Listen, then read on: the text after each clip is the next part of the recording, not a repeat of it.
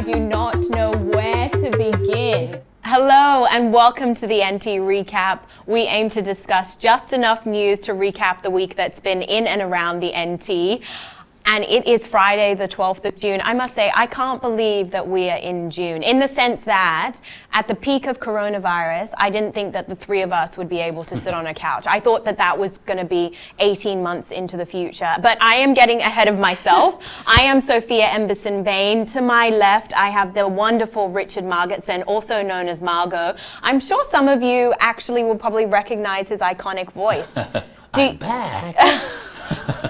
Well, not when you sound like that. But it is quite iconic. I mean, people must say, I know your voice from somewhere. I try to stay silent as much as possible, Sophie. Except in circumstances such as this, I stay completely silent. That is definitely not true, everyone. To my right, I have the wonderful Amy Hetherington, amazingly talented comedian in the NT. Do you get annoyed when people say female comedian before comedian? Yeah, I guess so. I mean, I don't often get annoyed by much, though. I'm kind of one of those people that's just like, oh yeah, cool, you're talking to me, let's be friends. So if anyone wants to. But no, I think I'll be your friend, Amy. Look, if all I need is validation, I just received it, so thank you. And today, though, thank you for joining me. As I said, we aim to discuss just enough news to recap the week. And first off the bat, I just wanted to talk about coronavirus. I know everyone's probably been like, oh, I've heard about it. But for those Territorians living away or those who are not sure about what's happening, we kind of can do everything. It's pretty much freedom, except with strangers, you have to keep 1.5 meters. So you guys are clearly not strangers because we're kind of sitting semi-close. I think we're 1.5 meters away. But yeah. Really? Okay. It was great last weekend. How much did you enjoy last weekend when actually everything sort of was really officially open? Restaurants, bars, everybody under a little bit of tightening of what they could put, you know, the amount of people that could go into bars or the amount of people that go to restaurants. But there was something joyous about like last Friday electric night. in it was the air. just I tell you really what, the exciting happiest time. place in the planet was my eyebrow studio. I tell you, everyone walked in there and just went, I know. And then walked back out and it was just like, oh wow, I can actually emote again. It was wonderful to have I'm that. glad you said it because I was going to say that about eyelashes and then I thought, maybe not. No. So it's eyebrows and eyelashes. It's live music for me. I was able to go out and see live music for the first time in about 3 months, and I've got to say, it just was a stirring experience. Oh, live on Fridays at Brownsmart was incredible. The most amazing experience. It just felt so normal. Yeah. And I guess that's something to keep in mind, isn't it? Our poor people down south in all the southern states don't have what we have. And the other normal that has been, the new normal, that's the new coin term, is that we can travel anywhere because the bio restrictions have been lifted so that you can, if you wanted to, you can go to Catherine, you can go to Tennant Creek, you can go to Alice Springs, you can travel around the NT, which is what the government, which I believe you're going to be talking about later, is trying to encourage. Oh no, you're talking about it later. We can all Someone's talk talking about it later. The fact that we could get out and go camping as well. I mean, there was just a rush out to go and get the tents up, and people that I know who have never camped before were actually out camping last weekend. Yeah, a lot of people realised that their camping gear did not survive the wet season. No, exactly. They busted out these things full of mould and went, oh, it's been a while, hasn't it? Yeah. But it was great. Like the atmosphere has just been so good, and I'm really pleased to see people, you know, being grateful for things up here that they otherwise took advantage of and didn't really appreciate. I know. I'm appreciating hugs. Like, it's a simple thing, but lucky for some. Lucky for some.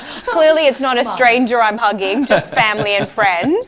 But I mean, that is the new normal, and it's really good. But another thing that's in terms of what's been happening for some businesses, the social distancing, namely the 1.5 meters, has affected them so much that they cannot operate, and that's why Throb nightclub in Darwin City can't operate, because it's saying essentially economically it's not viable for them to maintain, like, have only a certain amount of people in the business, in the premise. You go to Throb to be close to people, let's be honest. The idea that they had of actually putting it out on East Point. Well, that's what I wanted to say. Died quite quickly, you know. The Throb wanted to put an outdoor venue, and that's why they proposed East Point, and it was going to be a family-friendly by day, adult-friendly by night at the reserve, and unanimously people were kind of like, great idea, wrong location. I am so glad Darwin made a good decision on this and said no. It was amazing. And you know what, the thing that it's part of that process. Like giving feedback to things is what we're supposed to do in a democracy. And if everyone jumped on things that were in feedback mode like they did for Throb on Point, could you imagine the kind of place we'd live in with everyone feeding back and complaining less when decisions are made? Yeah. Because it was at that consultation stage, they listened, they changed. But with this one, it was kind of great in the sense that it was so many people in favour of it not happening there. I mean, it was a reserve. It's you can't do that, in my opinion. But I hope that it does happen. I wholeheartedly understand businesses who are suffering because they cannot operate with this 1.5 Well, if you're talking about Throb, I mean, you're only just around the corner from 3 restaurants that have closed in the COVID. So now you have no PM, no Frankie's, no Manoli's, which is like, I don't know. Institution, that one, and it's gone. So hard to believe that Manoli's, a restaurant that's been open, I think, ever since I've been in the Territory, and I think people felt that, but then, you know, new players like PM and Frankie's have really strong followings, finding that. And we may find that is going to be the case for more and more businesses. What are they saying? Like September's that cliff, potentially, when a lot of those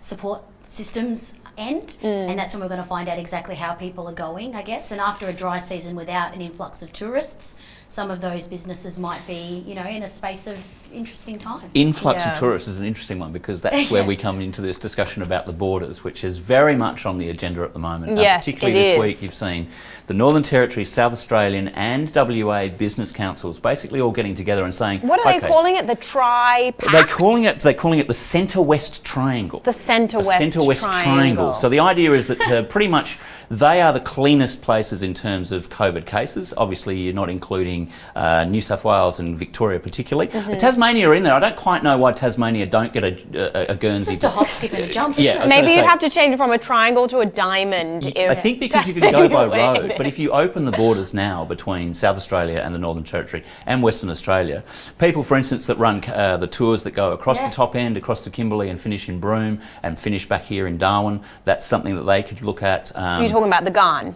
Well, no, the Garn is going to come straight up. So I think from what I've read, you know, Great Southern Rail are pretty keen to run both the Garn and the Indian Pacific. I think they wouldn't mind running out to Perth as well. Yeah. So they say they've got people who are willing to go on the trains. And this is the thing, it's like we're talking about trying to But I think that's not the issue. People are wanting to get out. It's how you do about it in a safe atmosphere, which brings the whole. Gunnar has said that he's talked a lot, and he said right now that his decision making on the borders will happen after the Black Lives Matter protests. 10 days afterwards. 10 days afterwards in Sydney and New South Wales, and ours is expected up here. Yeah, well, the Black Lives Matters protest and rally and getting together is happening on the Saturday. The Saturday. At Parliament House at 10 a.m. 10 a.m. So a bunch of people, myself included, are I'm go going. down there and against the recommendation of both the Health Minister and, of course, the Prime Minister. The Prime Minister has been very clear, saying, okay, this is reckless activity, you shouldn't be going at all. Barnaby Joyce called it oxymoronic. Our NT Health Minister has said, okay, find another way to show solidarity, was her quote. So, I mean, there are ways in which you could show solidarity. But one of the things that I have, I find interesting, we don't have any cases up here. Well, my first point is we don't have any cases up here. We haven't had them for quite some time. So if everyone does gather around and wears protective masks, if they choose to do that, observe the distancing, or if you don't, at least have your mask on and use hand sanitizer. I don't know why you can't protest. And I feel... Numbers is exactly it. Because numbers, 500 is the biggest gathering you're supposed to have is 500. That's what the health people say. If you get a Black Lives Matter protest that's maybe 2,000, which is likely up here in the Territory. I hope it is. Then you are breaking the central health rule, which is try and make 500 or less. Yeah. Otherwise, you'd have everything would open. You know, people would go to the football. People would go. I mean, but that's the thing. I think it's hilarious how people go, Black Lives Matter protests shouldn't happen. It's totally wrong for it to happen.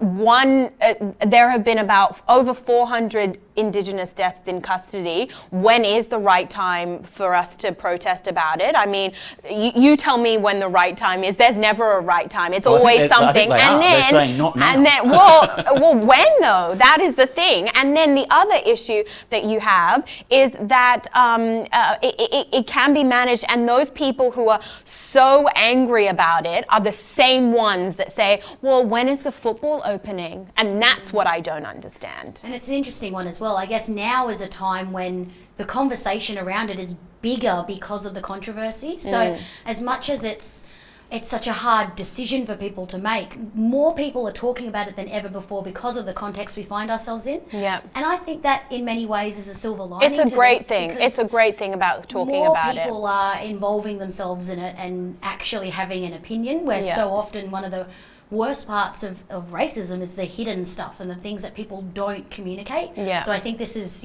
a really exciting time to be a part of the conversation, and also to be somebody that can listen and learn. Yeah. And what else is happening though in terms of politics? Because I know that there's a lot of stuff happening with elections. Well, it is showtime, really, isn't it? I mean, it's It is. what were you doing 10 weeks ago? What were you doing 10 weeks ago? 10 weeks ago, where were you? I think I was in self-isolation. Self-isolation, probably locked down at home. You're talking mid to late March. Mid to late March, I Jump forward 10 weeks from this weekend. Yeah, and you will 22nd have of August, right? An election on August the 22nd. So, I mean, you've probably got some really important things to say here, no, Margo. none whatsoever. Are sausage sizzles still okay with COVID? Well, there's going to be a whole bunch of things. It'll be interesting to see what Ian Loganathan, the Electoral Commissioner, says about the way in which because you can't have them at Bunnings, so can we have them at It'll be interesting to see what they say the rules will be, because at one point they were You still can't talking have them about... at Bunnings? They're not on Bunnings, are they? They're not allowed to for food Interesting. safety and... Interesting. I don't know. Anyway, I'll keep Google going. it. What's happening with the election? Well, basically, if Ian Loganathan is probably, as the Electoral Commissioner, going to have to set some rules about the ways in which we can vote. But there's definitely the game on. The little tents are up. There's people waving on the side there. I saw Brian O'Connor is actually out waving on the side of the road on McMillan's Road. Really interesting conversation. I was at Parat Market because it was open for the first time fully, I think, on Saturday. I know, when Parat opened, I was like, oh. So you've got Michael Gunner's office there because it's, of course, his electoral office. Yeah. It's been pretty obvious that Tracy Hayes has set up her office there, and they've made a very strong play in the last few weeks in being there. But the interesting one for me was Jeff Collins turning up in a tent at Parat. Now, Jeff Collins used to be in the Labor caucus. Jeff Collins then left the Labor Party and went out initially as an independent, but is now a member for Territory Alliance. He's not running in Fanny Bay, he's running in Fong Lim. But he's put it up in Parat But I think Market. that's a little bit of a thorn in the side of it. These people are all like 20 metres away from each other. Yeah. And it'll be interesting to see, because that seat has been held by the Labor Party for over 25 years. I think it's almost exactly 25 years. It is the seat of Chief Ministers. It's Claire Martin's seat, it was Marshall Perrin's seat, it's currently Michael Gunner's seat.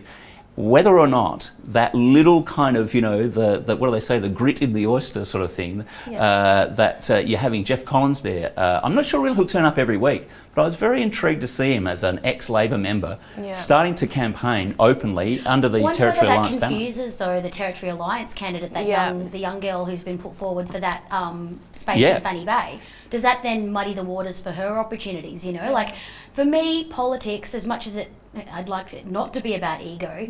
Ego inevitably jumps involved into everyone's campaigns.